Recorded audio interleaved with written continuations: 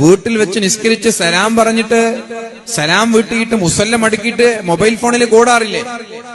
ഒരു തവണയെങ്കിലും 5 നേരത്തെ നിസ്കാരം കഴിഞ്ഞ് നിങ്ങളുടെ ചുണ്ടുകളിൽ നിന്ന് റബ്ബി റഹംഹുമാ കമാ റബ്ബയാനി സഗീറ എന്ന് പറയാൻ നിങ്ങൾ തയ്യാറായില്ലെങ്കിൽ നിങ്ങളുടെ നിസ്കാരം പരിപൂർണ്ണല്ല.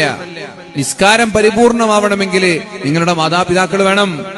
ഉമ്മയില്ലാതെ, ഉപ്പാക്ക് പ്രാർത്ഥിക്കാതെ, ഉമ്മയ്ക്ക് പ്രാർത്ഥിക്കാതെ ഒരു മനുഷ്യന്റെ നിസ്കാരവും പരിപൂർണ്ണാവില്ല. എവിടേക്കാ എണീറ്റ് ഓടുന്നത്? എവിടേക്കാ നമ്മൾ ഓടുന്നത്? തിരക്ക് കൂട്ടി എങ്ങോട്ടാ പോകുന്നത്?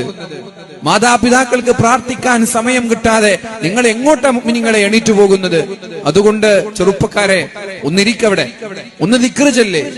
ചെറുപ്പക്കാരികളെ, നിങ്ങളുടെ മുസല്ലയിൽ ഒരു 5 മിനിറ്റ് ഇരിക്ക്, എന്നിട്ട് ദിക്ർ ചൊല്ല്. ദിക്ർ ചൊല്ലിയിട്ട് വേറൊരു പ്രാർത്ഥനയും നിങ്ങൾക്ക് താല്പര്യമില്ലെങ്കിൽ ഇതെങ്കിലും പറ, റബ്ബി റഹംഹുമാ കമാ റബ്ബയാനി സഗീറ. പടച്ചോനെ